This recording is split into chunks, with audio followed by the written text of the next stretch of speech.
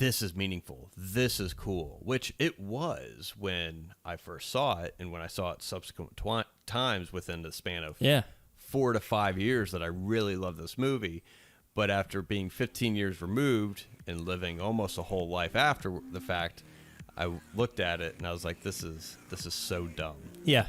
This is stupid. Well, it's like when you reflect on all the things you thought were cool back when you were younger, and you were just a complete moron, like everybody. Yeah.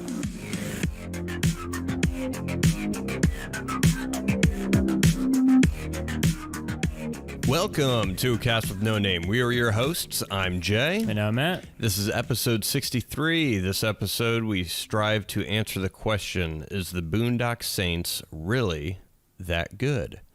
But first, don't forget to visit our website, acastwithnoname.com, where you can listen to our entire episode library, comment on episodes, write to our email, and also thanks for listening to the show. If you listen to us on Spotify or Apple, please leave us a like or a rating or whatever, but we are also on YouTube.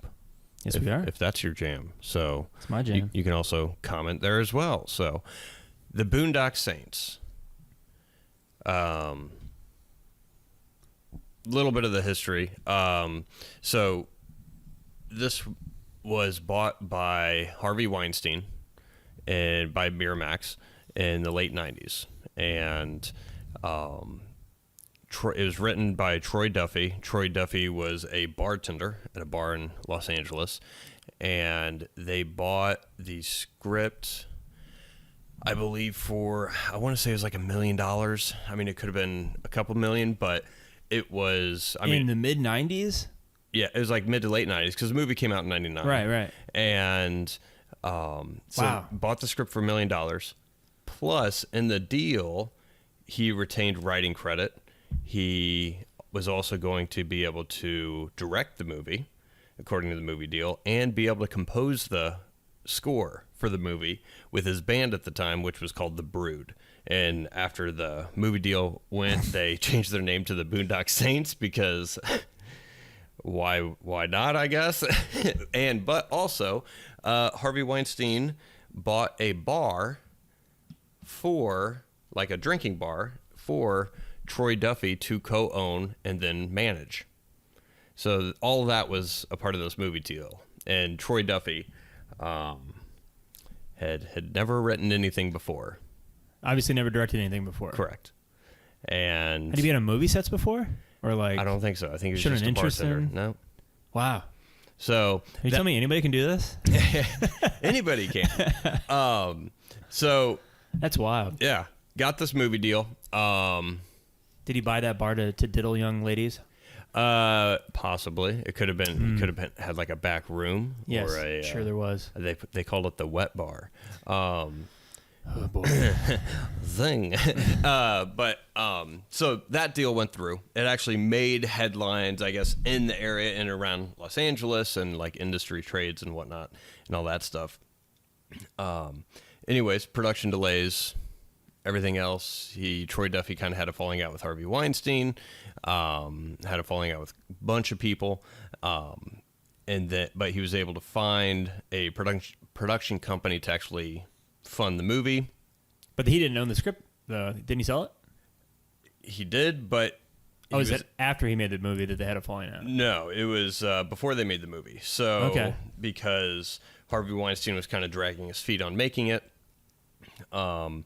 and all that stuff. All of it is kind of documented in this documentary that came out in 2003 called Overnight. And I think it was made by one of Troy Duffy's friends, and it kind of chronicled what happened and how he had to get it made, which the documentary came out only after it became like a huge cult classic. And it became a cult classic because I think it was only in theaters for like a week. But it was taken out of theaters because Columbine had happened. And so movie theaters or studios weren't interested in two main characters in Vigilante. black coats. yeah, killing people. Yeah, with guns. So that's a little bit about the history. But once it was released on DVD, got a huge cult following, became extremely, extremely, extremely popular. Yes. But yeah, documentary was made about it. It's called Overnight. It came out in 2003. You could probably find it on YouTube. I think when I saw a pirated version that a buddy of mine I went to high school with had in his binder of bootlegs. But I mean, it's an interesting documentary. I'm sure. I mean, you'd probably be able to find it somewhere. I'm sure it's streaming at some point. It's probably on YouTube. But it's interesting. So, I mean, if you're a fan or not a fan of this movie, I mean, the documentary is interesting. Even when I saw it, I mean, like most documentaries coming out in the 2000s, it kind of held a bias, I feel like. Because the person who made the documentary also had a falling out with Troy Duffy. Not that Troy Duffy is a saint by any means, but you could definitely see it didn't paint him in a very good light. But at the same time, I was thinking this. I mean, it was being filmed over the course of like I think 2.5 years, 3 years. Jeez. And the documentary is like 90 minutes long. And I'm like, I'm pretty sure if I followed anyone around for 3 years, you'd get more footage. Well, no, I could get enough footage to make anyone look like an asshole or anyone to look like the nicest person in the world. Sure. So, it is on YouTube, by the way. I'm looking at it right now. Oh, is it? Cool. Yeah. So, watch Overnight if you're if you've seen Boondock Saints and you're interested to find out more. I suggest watching Overnight. It's a pretty good documentary. I might have to watch it. But anyways, having said that, huge cult following. Yes. When was the first time you saw this movie? In college. In college? Yes. Okay. I never saw it in high school. And I saw it in college because a friend recommended it to me. I never heard of it before. So. And he had it. Yeah. I was trying to remember if I saw it in college or if I saw it in high school. First, I want to see 99. I was still in high school like 3 years after that. I mean, it probably didn't make it on DVD until like 2000. But yeah, I think that was either first year of college or like senior year of high school or something like that. Yeah. But what did you think when? I loved it. Yeah. Thought it was great. Yeah. Absolutely. It was geared towards like 14 to 22-year-olds around there. I have about that middle school to college. That's about right. Yeah. Yeah, loved it too. Boys. Yeah, not girls. Boys. If girls were fans of it, they would probably be because Sean Patrick Flannery and Norman Reedus. Right.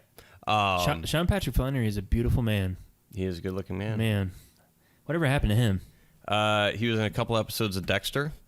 I know he was in one of the Saws. I think he was in Saw 6. Oh, the good one. I remember watching it like, it's Boondock Saints guy. Yeah, he's been in, yeah, I haven't seen him. I mean, like, this is the most notable thing that I think I've seen him in. Yeah, I think so. And obviously Norman Reedus went on to The Walking Dead fame. Mm-hmm. Are they still making that show?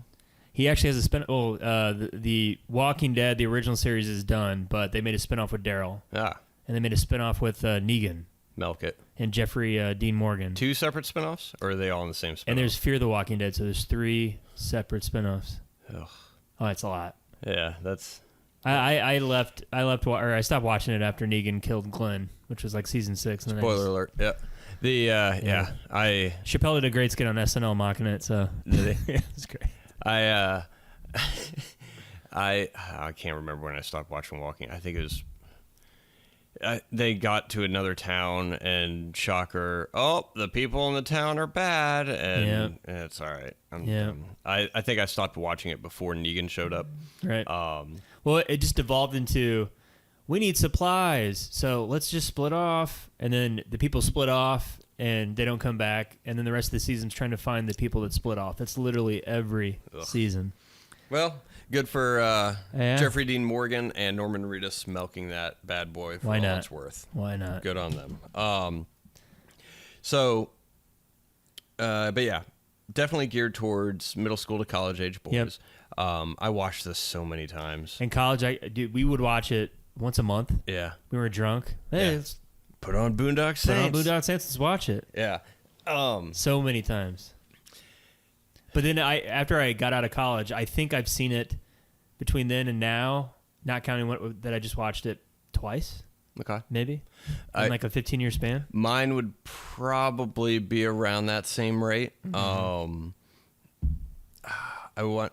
Yeah, so many times in college. Oh, I mean, just because everyone was talking about it, and if they didn't say it or see it, then you would show it with them and just watch it with them. So, yeah. I would say, yeah, the number of viewings definitely went down after I graduated. Yeah, probably maybe 2 or 3 times. This instance was the first time I've seen it in, I mean, probably 10 years. I don't know if I saw it with Christy at all. Yep. She's even seen it a whole bunch of times. Yep. And when I went to rewatch it for this, I was like, "Oh, do you want to watch Boondock Saints?" She's like, "No, I've seen it hundreds of times. You can watch it. You can watch it." Yeah. I was like, "All right." So, looking at it with fresh eyes, after 10, 15 years of having not seen it, but being a movie that you completely love. Yep. First impressions, or let's just get down into it. It's not good. Well, after a while, it's just a couple words came to mind, like stupid and cheesy. Pretty much, I can sum it up as stupid and cheesy. Because there's so many things that have come out since then that kind of knock off Tarantino and that sort of hyper violent style that are just better. Mm-hmm. So I can compare it to a bunch of other stuff. And when you compare it to a bunch of other stuff, it's not really that great. Yeah, it's some things I've noticed. Yeah, Guy Ritchie has come out since this movie's come out. I mean, I think Lock, Stock, and Two Smoking Barrels came out the same year, or maybe same year. 99, yeah. Okay. I think so. And then Snatch came out in, I mean, similar kind of feels. Yes. Like Lucky Number 11, Smoking Aces, all that stuff. Yes. It was very like cool vibe kind of movie. And rewatching it, it's definitely what this movie was aiming at. Mm-hmm. And I agree. It's, definitely better things have come out since, and it does kind of come off as cheesy. One of the things, I feel like this movie could have been made in like 1989, and I would believe it. Okay. It felt kind of 80s, and what I meant by, I mean, just dated. It doesn't. There's a couple of things I do like. I think some of the narrative structure of it, to where you see the aftermath first, and you get the police investigating, trying to piece together what happened. That kind of stuff I do like, or at least it's interesting. But yeah, a lot of it came off as cheesy, especially the writing. The writing felt like the most underdeveloped portion of it. The telling of the story and the violence and the sense of cool, I feel like, is something that he was thinking about more than the actual story. Yeah. I agree with that. Yeah, because I mean that's probably the only saving grace of the movie was the aftermath first.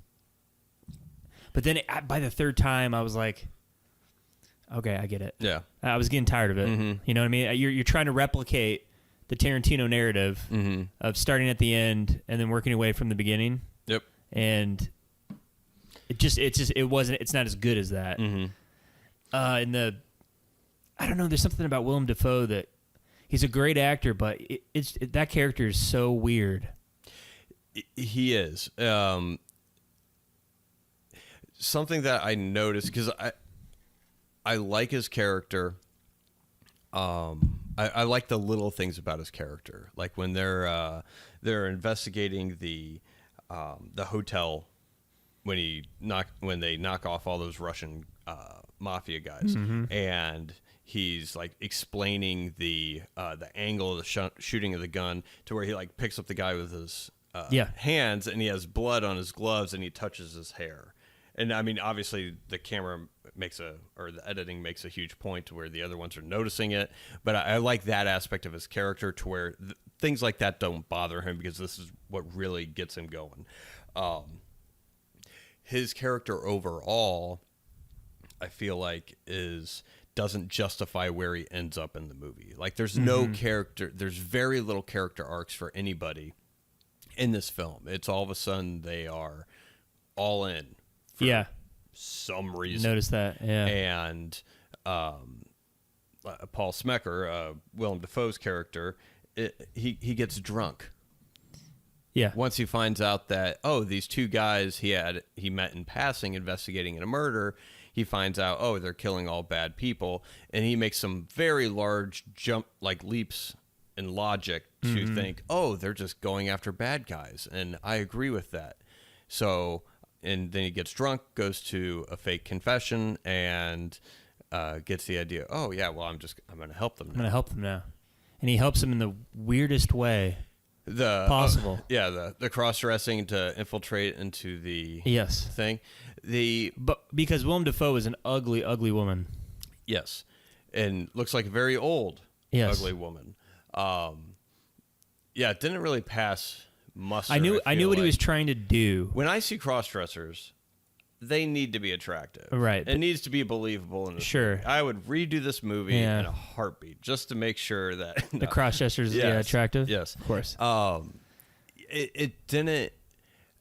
I didn't understand his he found out it was that they were going to go to Yakovetta's house. The Yakovetti crime family boss, whatever his name was. And he's like, I got to go help them.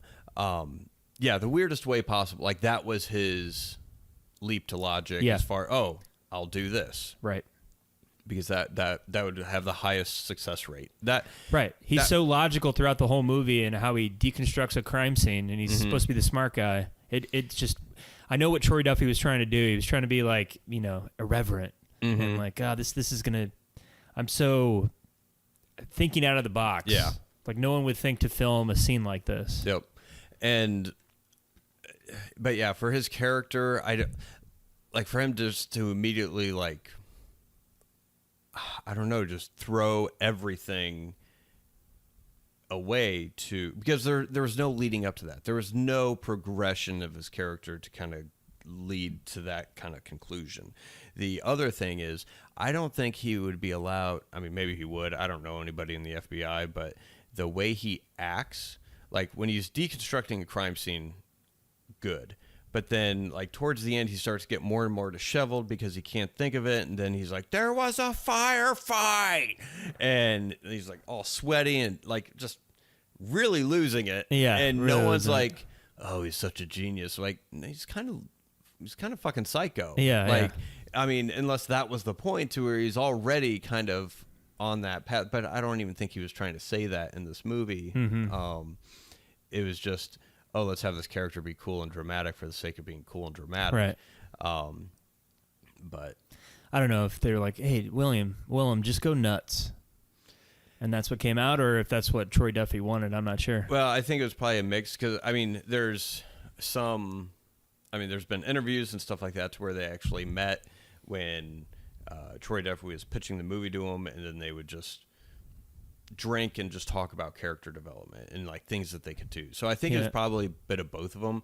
Troy Duffy's probably in a position to where he's not confident enough to say no, especially after you get Willem Dafoe in your movie. And not that all the bad ideas were Willem Dafoe's, but I think I would think performers would want to do as much as they can or something like that while staying true to their character. Yeah. But also to have that leeway to do whatever the hell they want kind of thing. Yeah. The other thing is there's no character arc for the Saints, Connor and I don't even know their names, but it's Sean Patrick Flannery and Norman Reedus. And Norman Reedus, yeah. It's Connor and Murphy. Yeah, Connor and Murphy. So McManus. Yeah. They're rewatching this, their entire thought process or belief in what they're doing. There's no gradual nothing. No. It's just they had a vision in jail. They had a vision in jail, and they are now 100% completely comfortable killing people. Yep. They're supposed to be saints, they're known in the neighborhood of being the nicest guys in the world, but they have no qualms about just killing people. Yep. Being bad or otherwise. Yep. And there's nothing interesting there after they decide. It's just, oh, got a pager number. All right, let's go shoot all these guys. Yeah, don't even know what we're doing. And it feels like it's written by a 14-year-old. Yeah. There's no introspective. There's no, I mean, and I want it, if it was just a strict action movie, I don't think I would complain as much. Not complain, but I guess pick it apart as much. But it tries to. There's this moments in this movie that they play the orchestral soundtrack. They try to make it seem epic and monumentous and meaningful, and it's not. Yeah. But they pair it up with these two bros that just have no. They have no feeling or empathy towards anything. Like, I mean, the way they're portrayed. Like, if it's that easy to do, I mean, their sake trying to make them look cool is killing their character. Yeah. And I think Troy Duffy is more concerned about them looking cool and being confident. And because this feels very much like wish fulfillment. Which this Troy Duffy's stated in interviews. He got this idea. He was living. The apartment he was living in L.A., he kept seeing, like, what did he say? He said drug dealers and people getting the shit kicked out of them and pimps, and he's like, and it just pissed him off. And he's like, he wished he could just get rid of the trash of the world or whatever. And that's what kind of inspired him to write this movie. And it does come off as that. It comes off as somebody with the mentality of a 14-year-old thinking that, oh, well, this is meaningful. This is cool, which it was when I first saw it, and when I saw it subsequent times within the span of 4 to 5 years that I really love this movie. But after being 15 years removed and living almost a whole life after the fact, I looked at it and I was like, this is so dumb. Yeah. This is fucking stupid. Well, it's like when you reflect on all the things you thought were cool back when you were younger, and you were just a complete moron, like everybody. Yeah. I mean, yeah. But seeing this, it's interesting just because I really like this movie a lot. Like, I talked it up. I mean, a lot of people do. Yeah, of course. But it's just interesting because I think this is probably one of the first things. The very first thing was the original Teenage Mutant Ninja Turtles. Watched it all the time when I was, I don't know, 8 to whatever. Loved it. And I think I went to watch it. I was probably like 19 or maybe early 20s. And I was like, oh, I'll turn this on. And I couldn't finish it. Oh, you couldn't finish it? I just couldn't finish it. There's too many cowabungas and righteousness. And I think I made it like maybe 5 minutes into the movie, 10 minutes into the movie. That's it? Yeah. I was like, I can't watch this shit. I actually just watched that with Liam. Did you? Like well, see, that would be different. You're watching it with your kid, and then introducing him into that. But yeah, just by myself, like, you're not going to. I was 10 minutes in, and I was like, "What the fuck am I doing?" And I found something else to watch. Yeah. But that was the first instance of something that I really loved. Looking back on it, I'm like, ugh, this is another one of those times, and it's just fascinating. Because then you just kind of think to yourself, oh, how much I've changed, or how much more I expect, or the industry or the art form has changed to where you expect a lot more out of movies. And some movies are timeless, like Jaws or Butch Cassidy or The Graduate. Like some of those older films you can watch and they still hold up. This is not one of those movies. Yeah, I would agree. It starts off kind of weird too. It's a weird, interesting musical introduction choice. Like when the credits roll, and it's like South Boston, and it's like this uplifting Irish. Yeah, the bagpipes and the bagpipes. And it's got this like Good Will Hunting sort of orchestral arrangement to it. Yeah, and you know what's going to follow. It's like, this is just a weird. Why would you? I don't know why you would start the movie off that way. I would. The score is weird. Yeah. With the tone of the movie, it doesn't make any sense. And then the music choices for like the slow-mo scenes where it's like this techno, ravey, stupid horseshit music. That's their band. Is it really? I think so. Yeah. That's terrible. Yeah. I turned it up loud, and I'm like, what is this fucking music? Jesus, it's so annoying. It's to make it seem cool. Way too much slow-mo, by the way. Overuse of slow-mo. Overuse of slow-mo. Too many, and I'm not sure if they were trying to pad it out or try to make it more meaningful. I think it was probably trying to make it more meaningful or try to give it some more of an impact. Because, I mean, it's his first time directing a movie. It's a feature-length thing. I don't think he's directed anything prior, like a short film. Not like I don't think he ever had that experience. So I don't know if it's like more of the work of the editors to where, well, we have an 81-minute movie as is, or see, this is an emotional impact part of the film. It should be we should be getting the audience involved, and maybe it just wasn't happening to where maybe they were thinking, well, slow it down and add different music. Maybe that'll kind of trick people. But yeah, a lot of slow-mo, and it just felt off because those moments feel totally off from the rest of the movie, because the rest of the movie is kind of almost like not an action comedy, but just, I mean, it's just wish fulfillment. It's being funny and, nothing's really ever serious. It's all a gag and a goof. And then you have these slow motion scenes that are supposed to be like very dramatic and intense. And it just comes off as odd, and it's off tonally, but it just doesn't lift it up high enough. And it's trying to polish shit. Yep. Which I don't know if I would call this movie shit, but it's not well done, like you said before. Yeah. It's not. No, it's not shit. It just misses the mark. Mm-hmm. Definitely. Well, I think it's just inexperience. Too. Yeah, and I think I know why it misses the mark so much. It's because Connor and Murphy, I understand why they do things for each other. They're brothers. They have a deep bond. But Rocco, I feel like he'd just be like a drinking buddy that, you have a drink with, you have a good time with, but would you let him in? Like, did the story earn, and the way they set Rocco up, did he earn the right to join them in killing people for righteous purposes? I don't think they would. He doesn't strike me as someone that they would trust enough to let him in on the whole thing. Yeah, they won't even let him in on the family prayer.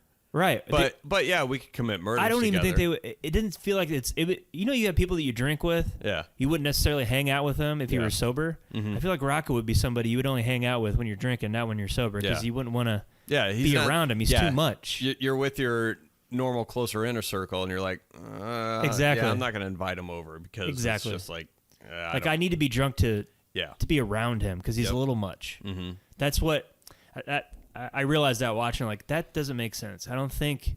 Yeah, he's a wild card. He's a loose cannon, and it's funny because they make exceptions for him with no. I mean, he gets their stuff when they're arrested, and he keeps hanging out with them, or he happens to show up at the bar. Other than that, there's like no establishing relationship between these three,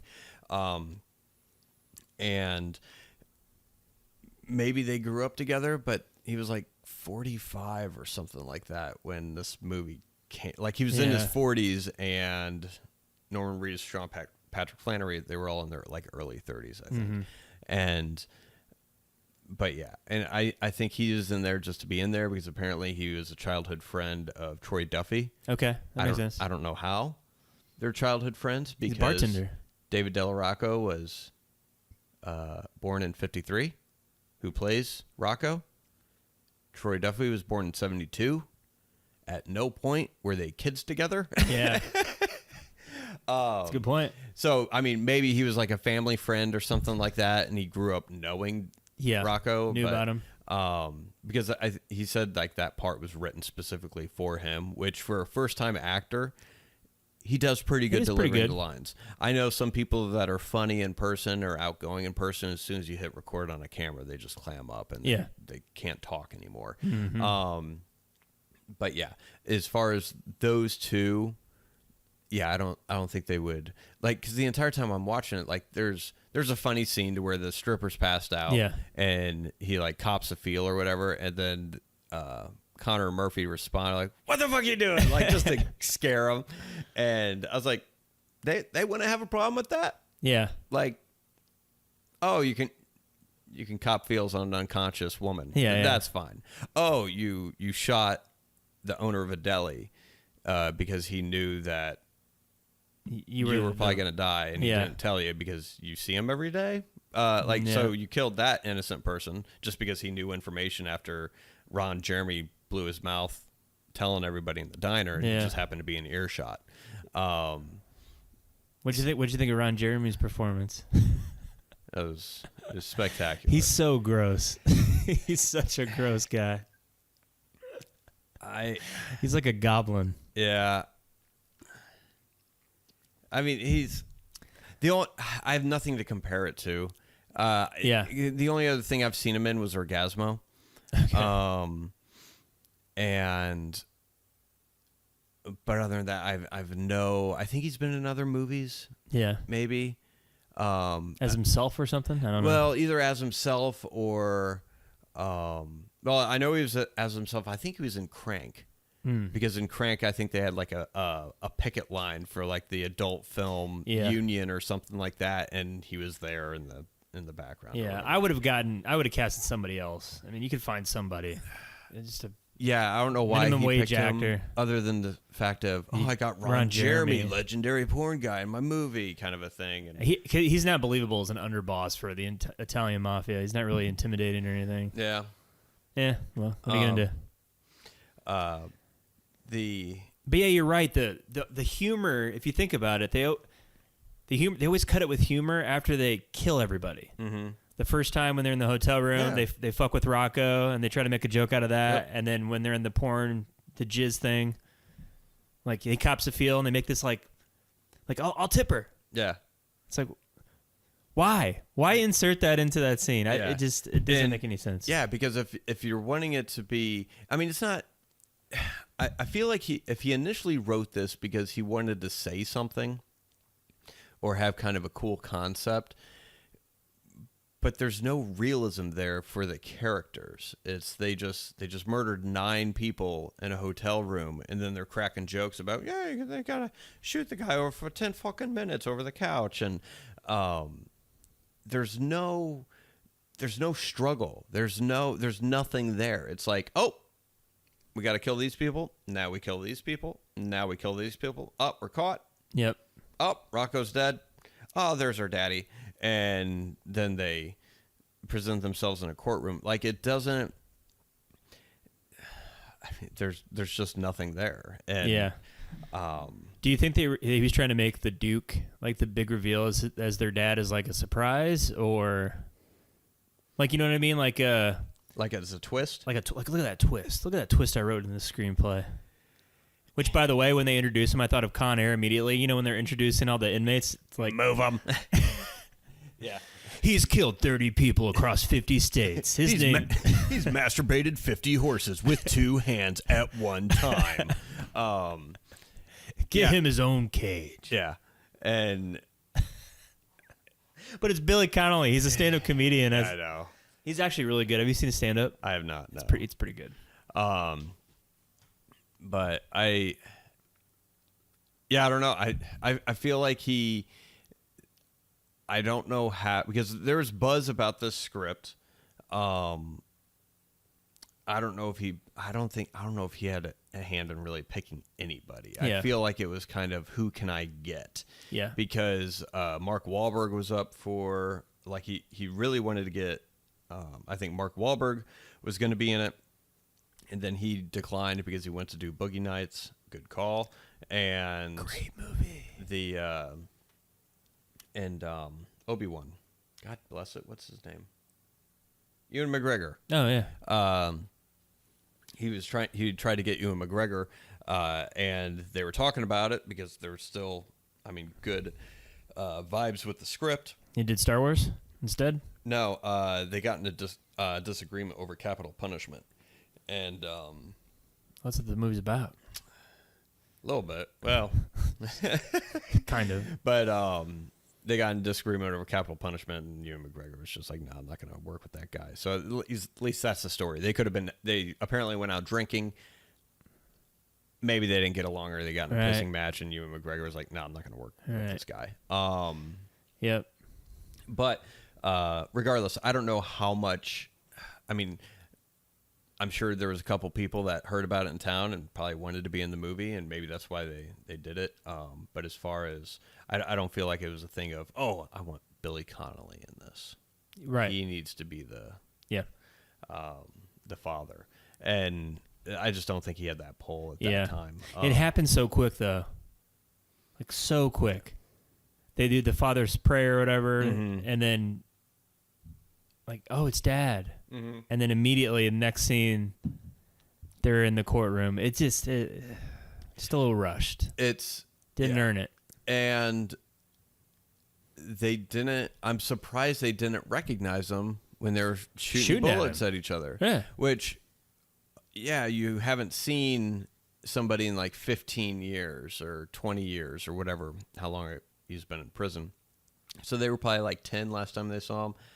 I guess that's believable, but at the same time, there's been instances to where I haven't seen somebody for about 15 years, and I see them in a distance, and I could tell it's them. Yeah. And it's not just because, they look similar. It's their posture, their gait. There's so many things that we subconsciously do to recognize another person.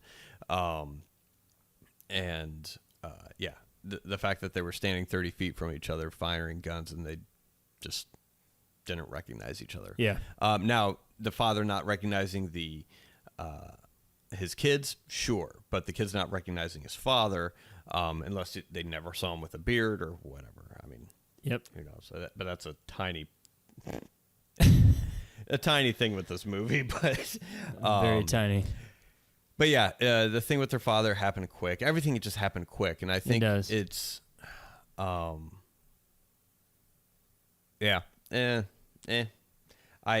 there are some things that I do like.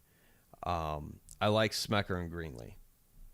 So Willem Dafoe character and the guy who always goes to get coffee or bagels or whatever. I like that bit back and forth. Of course you do. You love when people get shit on for being morons. I love people being made fun of for their stupidity. I like those two and those interactions. And I think they probably could have done maybe just with one other detective. Yeah. And that would have been it. Like you didn't need to have three detectives there. But I think just having two there and then just having Smecker kind of guiding them. I think Smecker being if they had him less dramatic, all like the whole like just the over the topness, I think would have been better for like I feel like it would have been really good if he was just like cold and calculating. And actually, I mean, they had a little bit of him teaching the other detectives, but I feel like it would have been better for Smecker's character if he was just a little bit more grounded. Yeah. I did like the instance when they go to the hitman's house and Smecker's kind of narrating along it. And he's just in the shot with them, kind of describing that's what's good. happening. I like that cool. portion. That I feel like is probably the thing he thought about the most. Yeah. As far as the movie goes, because that felt very well thought out. But there's still some cheesy shit in there to where they're all firing guns and the camera slightly pans and then Willem Dafoe's using his fingers. And, I mean that's just cheesy, but which that's how you shoot guns. Yes. My friend. You just boom. Small thing, and this is in context to the story, since you assume that El Duce, the father, had the same vision from God to remove the world of the filth. I like the small. I mean, I'm sure other people pick up. I like how they can't kill each other because they're both protected by God. And that's the bit I got from the scene is because first I remember the first time I watched it, I was like, what the fuck? Really? Like they've just been perfect. Yep. Perfect kills every time. And then they meet some guy with 6 guns 40 feet in the street, and they're firing all these bullets, and no one can kill each other. Nope. Now, if Rocco died during that instance, I think it would have made it better. But after I learned that he was the father, I was like, oh, okay, that makes sense. They're both protected by God, that there's no way those 3 could have killed each other. So you would have to assume that the hand of God is coming down and just like brushing shit away. The worst that they could do is like grazings on the thigh and arm or whatever, wherever they got hit. The finger, Rocco's finger. Yeah. And so that's one small thing that I like. The other thing is, for a first-time director and writer, and also they composed it. I know you're not a fan of the music, neither am I, but I think handling all 3 of those things for the first time, the result I would say is pretty decent. For a first-time director, especially you have Willem Dafoe in your movie. I mean, you have Billy Connolly, you have, Norman Reedus and Sean Patrick Flannery aren't as big. Norman Reedus wasn't as big then that he is now, but Sean Patrick Flannery was somebody of note. Norman Reedus had been in a couple of things, so it's not like you're getting like a bunch of nobodies to be in your movie. Yeah. You're getting some decent names in your film, and to be able to direct them and kind of, in some semblance, keep it together enough to have a coherent movie, I think was pretty good. Yeah. But I like the chemistry between Norman Reedus and Sean Patrick Flannery. I bought that they were brothers. So, that was good. I mean, I like the bartender, the Irish bartender with Tourette's. Yeah, that made me laugh. Yeah, just because that's somebody that's just off the streets, right? That's not an actor, is it? No, it's an actor. Is it really? Yeah.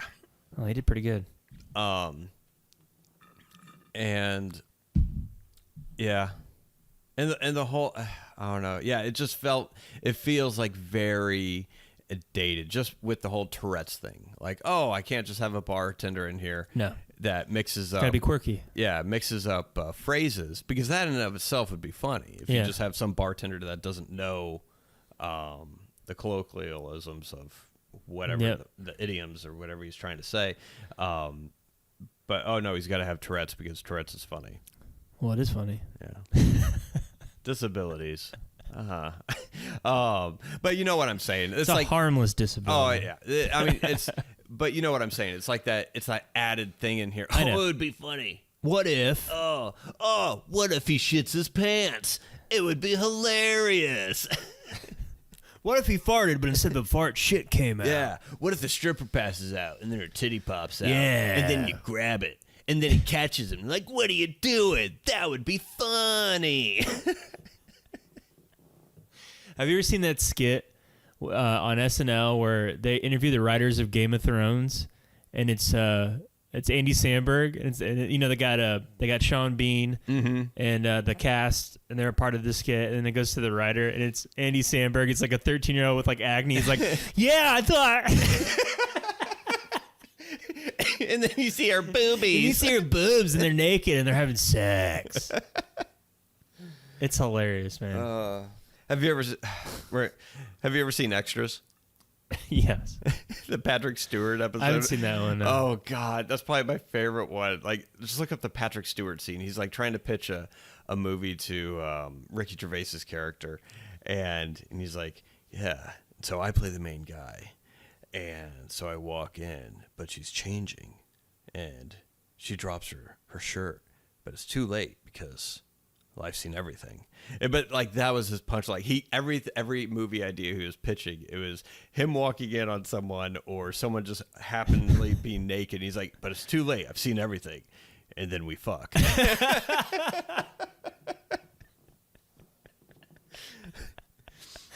I recommended that episode, but I'm gonna go watch that now. Yeah. I mean, it's. Yep. It was, yeah. I mean, I don't think the only way this movie could have worked, I think it was like being in the late 90s. Yep. And then late 90s, early 2000s, mid 2000s. And honestly, if you had to be in middle school to college to really get it. And I think that was the demographic that kind of boosted up in popularity. Yep. And because I do think it's very weak as far as the point of view of this movie or the reasoning of doing what they're doing, because it's just a very superficial way of looking at how the world works, to where, not that mafias deserve better or something like that, but it's just more of it'd be just it's that easy for a human just to go out and kill people, especially if they've been good their entire lives, to be able to just switch that thing because, well, God told me to, so I'm gonna. Yep. I mean, unless it was trying to make some other statement as far as,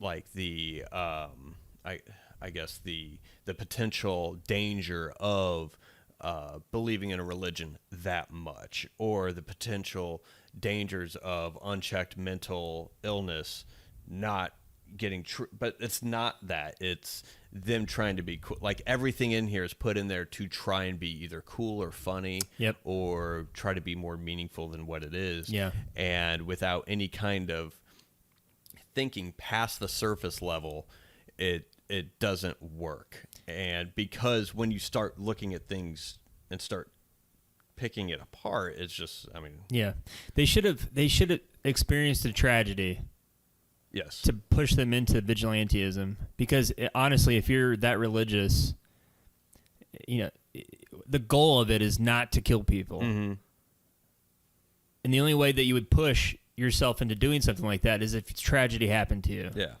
So they could have done something like that. Yeah, it would have been a lot more interesting if they had a struggle to where they get the vision from God, but they don't want to do it. Right. And then they have to struggle with that. And then they would have to then see the effects of, maybe there was a thing that they were called to do, they chose not to do it, and then something worse even happened because they didn't. But there was none of that. It was just the only thing you get beforehand is they get taken out in the back alley to be killed because they were in a bar fight the night before. They're like, it was just a bar fight. You guys are fucking pussies. And I'm like, no. Like, they went to the hospital because they had lacerations on their skull because you smashed wine bottles, and the dude's ass was burnt because you poured liquor on his ass and set it on fire. Yeah. Like, that's attempted murder. And it's not like, boys will be boys. And they work for the Russian mob. Yeah. You fucking moron. Yeah. What you think was going to happen? And I don't know, but yeah, just like some of the lines in there, like, And go back to your point about things are in here just for it to be cool and irreverent. Like, where they live, it's like a fucking janitor's closet. Yeah. It's such squalor that places like that don't even exist. It's an illegal slum thing. But I know. Yeah. It's so they work in a meat packing plant. What the fuck are they doing with all their money? Exactly. When they don't have to pay rent. I was like, what are they spending it on? Like, just getting drunk every day? Again, the thinking of this is cool. Like, it's written by somebody who's never gotten past the age, I feel like, of mentally 25. Yeah. At the upper, like, most. And I know some people still think the way they did in high school. Fine. I'm looking right at him. You are. And but you could just tell that either he didn't think enough while writing this, or he just hadn't experienced enough life yet to offer anything more to the story other than, it'd be cool if we put it in here. And I mean, it was like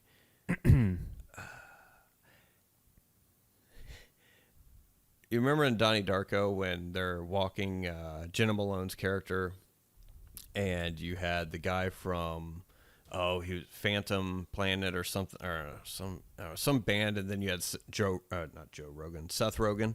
He's like, you have the one guy who's like trying to like sweet talk her or whatever, and then the other guy's like, I like your boobs.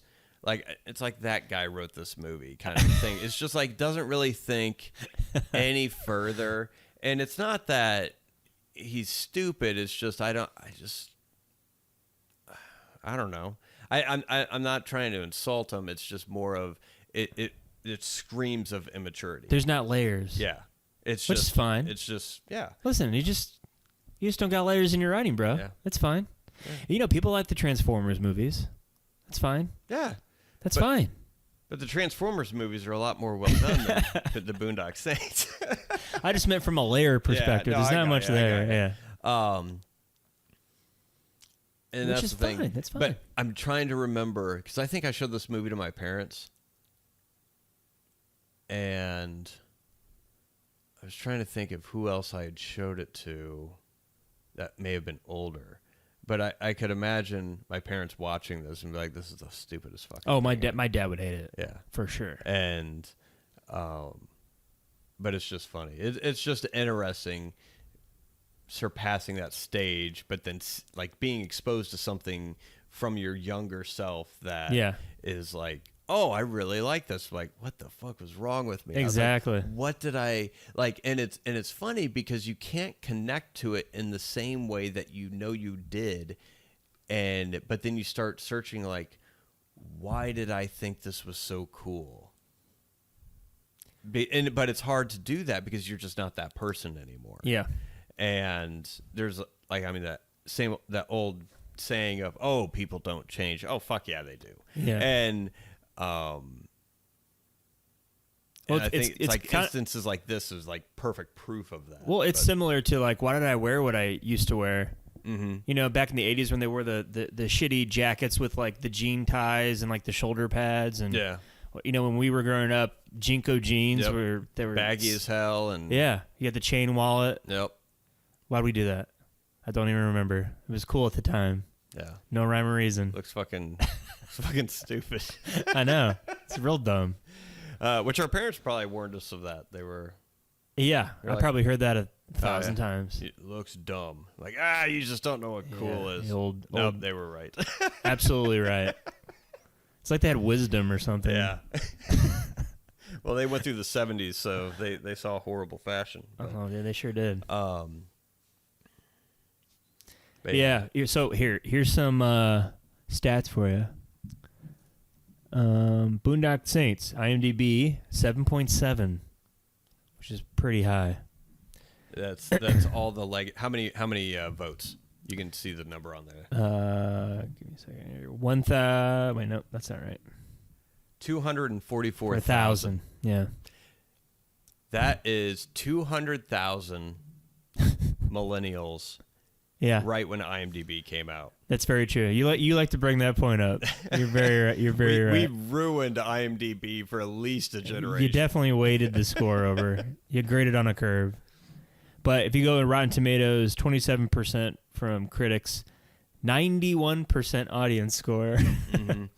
And that was damn. And that was the thing, because after I watched this a couple days ago, I was having those feelings. I was like, man, this is just very surface level. This is very basic. There's no thought really that was put into like the reasoning behind it or the world that they're in. And I did what I try not to do before I record these. I went up and looked up the original reviews when this movie came out, and they were saying the same shit. All of them are saying the same thing. But they were also all film critics that were adults at the time. Right. And, I mean, of course, you're not going to be able to argue with a 15-year-old that thinks this is the coolest thing in the world. No. Like, critics are wrong. We're like, or they're just older or have a different older perspective. So, yeah. Here's the consensus. A juvenile, ugly movie that represents the worst tendencies of directors channeling Tarantino. Yeah. That's fair. Yeah. I mean, Troy Duffy came out and said that, I mean, Tarantino was a huge influence on him. Oh, of course. He influenced like everybody. Yeah, him and Martin Scorsese, and I was like, well, obviously. So, yep. But you know what? Another movie that came out when we were in college that if I rewatched it again, I haven't seen it since, would probably not be as good as I remember. Have you ever seen Green Street Hooligans? Yes. I remember loving that movie. I haven't seen it in forever. My buddy Wayne recommended that movie to me. Mm-hmm. I didn't see it until like the late 2000s. So okay.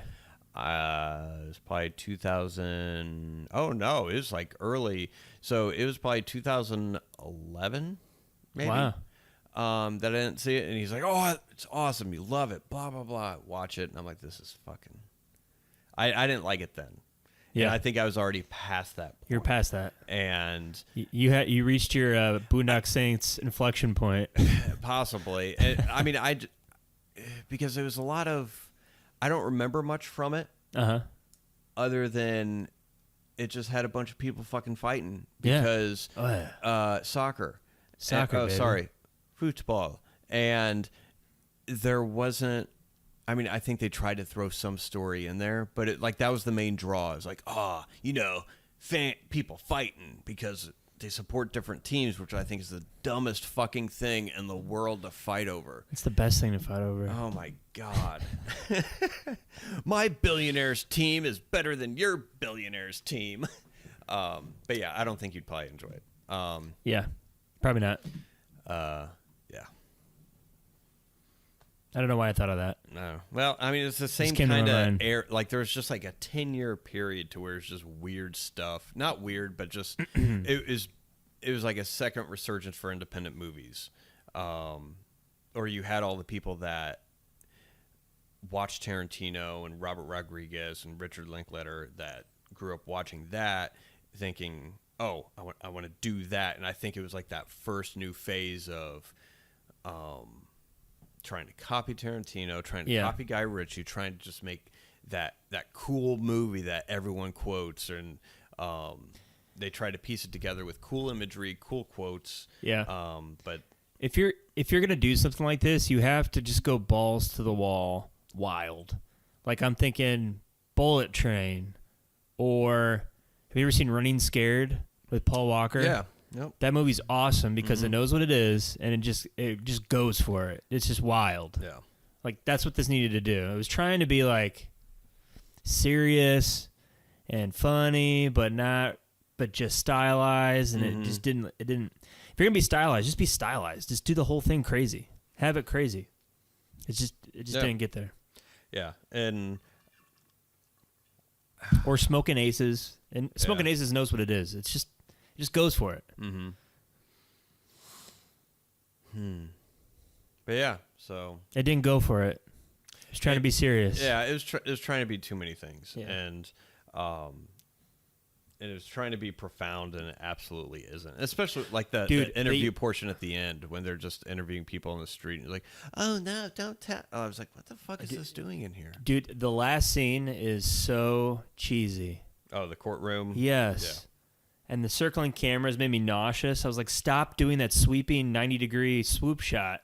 Yeah. It's Jesus. Oh, and then they had the red-haired lady that was in like a white gown with a red shawl and red hair, and they're like, "Oh, you have to look at this, sweetie. You have to watch this." Yeah, let's traumatize let's do that. This woman. That's what we need. That makes sense. And you guys are saints. And then saints. She runs out, and then she like runs out. "Oh, yes, I was there." And it just comes off as douchey. It's very douchey. Yeah, that scene's douchey. But yeah. In nome del Padre et Filii. Spirito Santo. Save my fall for thee. Oh man, that is so badass. Yeah, say it again. Yeah. Anyway. But I get why people might still like it too. I mean, I'm sure it'll still play well for 15 and 22-year-olds. And that's the thing. Like, I think if you're 15 to college, I mean, although college, I don't know. don't know. I feel like you feel like college sensibilities have changed in the past 20 years. No, I think more so that they've been exposed to more movies than we did at that age. Okay. So because when we were that age, we had the video store, and like there was some kind of journey, or you had to buy movies, but there was always some kind of journey to go to get something to watch. Granted, you had cable television, but it was a very curated selection of what you were exposed to. Because in college is when I saw more different kinds of movies than I ever had, because people either owned them, they bootlegged them, or but other people were aware of them, to where you were out of your inner circle and you were exposed to more things. Now I think with the internet, and I mean the internet was still pretty young back then too, so it's not like we didn't have streaming or anything. So that's the only reason why I say, oh, maybe college not so much, just because by the time they're at that point, they've had Netflix, they've had all these streaming services, YouTube. I feel like just people those age have probably been exposed to more movies by that point than what we would have. Okay. But that would be the only reason. Not that their sensibilities or their maturity level has changed. Now, some of their sensibilities may have changed, just because, I mean, or maybe they just don't find it as funny, although I think some of the things people would find funny, just because funny's funny. But, yeah. But you get what I'm saying? I get what you're saying. Okay. I still think they'd like it. Probably. Oh, I'm sure there's people in college that would like it. Yeah. Yeah. 13 to 22. Yeah. That's like the sweet spot. I think, after that, then you grow out of it. Yep, hopefully. You get some kind of How would you feel if someone was like, have you ever seen Boondock Saints? Honestly. Isn't it like the best movie you've ever And I don't want to say this because you've ever seen? It sounds so fucking judgy and douchey, but I think if a 40-year-old guy came up to me and is like raving about Boondock Saints, I'd probably just walk away. How awkward would it be? Like just raving about it. It wouldn't be awkward for me because I'd probably just walk away.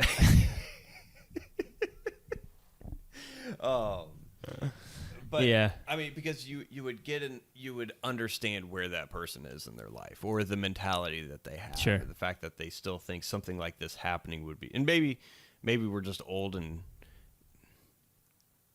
grumpy or too sensitive or whatever, but I just have so many questions when I watch this movie that I was like, that's not right. Well, the motivation's off. Like, it's not believable because I don't think that they would just happen. Someone would have to be pushed over the edge. I could see it happening if someone was pushed over the edge and they had like a real motivation. Yeah. Like something that but then slided it would be them a different personally. kind of movie. It would be how society can turn somebody into a monster. Right. You would have like the Joker It's like the movie, Joker, yeah. or Taxi Driver, or whatever. I mean, you'd have that kind of a movie. But yeah, because that makes sense. Because I mean, I watched John Wick, like the first one, and I'm like, yeah, fucking kill her, fucking killed your dog, fuck him, fucking kill him. Well, that's an example of a movie that just goes for it. Yeah, it knows what it is. Knows what it is, but they set it up properly to where the audience is on the side of John Wick. To where they make fun of a lesbian at their fish packing plant, and they get in a bar fight, standing up for a bar owner friend because a Russian mob came in. Like that's all you and they pray and kiss the feet of a statue during the middle of mass. Like that interrupting mass, by the way. Yeah. It's very distracting. Yeah. It's like, really? Like he's giving the sermon. I know. Like sit the fuck you gotta down. kiss the statue that was probably made in China. You gotta kiss that shit. Right. What, because you gotta leave? You know, you could have made the hour before mass. Yeah. Came early, so you didn't have to get up in the middle of my sermon. Mm-hmm. If you had to be on time somewhere. Yeah. But the fact that they accept it because they're always there, nobody believes into it because they're cool. Yes. It's just pretentious. Yeah, is the Boondock Saints really that good? No, it's not. It's not. I think it is a decent movie for a first-time writer-director. Yeah, I would agree with that. Yeah. And I think there's some nuggets in here. I mean, there's one funny quote. Yeah. That you just love. Yeah. What color is it, bitch? Like, oh, what color is it? Bitch. Shut your fat ass, Raimi. So there are some funny parts in it. I do like Smecker and Greenlee. They're back and forth. And then there's a couple of narrative things that are interesting. But if it's nothing more than surface level. Yeah. And doesn't really say anything, but it was cool back in the 90s. It was a fun bonding thing. Like if you found someone else that also loved the movie, then it gave you something to talk about at college or parties or whatever. But it's I appreciate it now because it showed me how much I've changed. For the better, Jay? Oh, God, I hope so. It's debatable. So, yeah, I would agree with you. It is overrated. It is not as good as what everyone, at least in the past, has said. I don't even know if it still has a huge following or not. I'm sure it does. Yeah. I think Donnie Darko's another one we'll probably have to revisit. Okay. I haven't seen that one in a while. That's another one that I liked a lot. Soundtrack. Oh, boy. Soundtrack is fucking banging. Oh, I know. You love that. You love the synth. Well, the synth, and then you got all the 80s. The 80s stuff, yeah. Yeah, Tears for Fears. Yeah. So, well, anything else on? Nope, I'm good. All righty. Well, join us next time. Oh, actually, before we do that, sorry, because I'm a professional here. What do you think about Boondock Saints? Are you guys still a fan of it? Let us know. Let us know in the comments. Seriously, if you're a fan of it and you're older than 25, we're not going to make fun of you. No. We're interested. Like, let us know why you still like it. Is it more of a nostalgia thing? Is it like a comfort food thing? Like, does it work for something like that for you? Yeah. Or if you're young and you like it, let us know in the comments and tell us we're old fucks with gray balls that don't know what the fuck we're talking about because we don't know what cool is anymore. It's all good. I really don't. But yeah, let us know on our website, castofnoname.com, or let us know in the comments on YouTube. So, all that good stuff. But join us next time as we talk about 2 movies. The Dentist franchise, Extraction 1 and Extraction 2. Third movie's coming out. It's called The Root Canal. Jeez, your jokes just fucking god awful. age so well. Yeah, they're fucking money. Dad jokes. But yeah, join us next time. We'll talk about the Netflix action films Extraction and Extraction 2. So until next time, Matt. Until next time, Jay.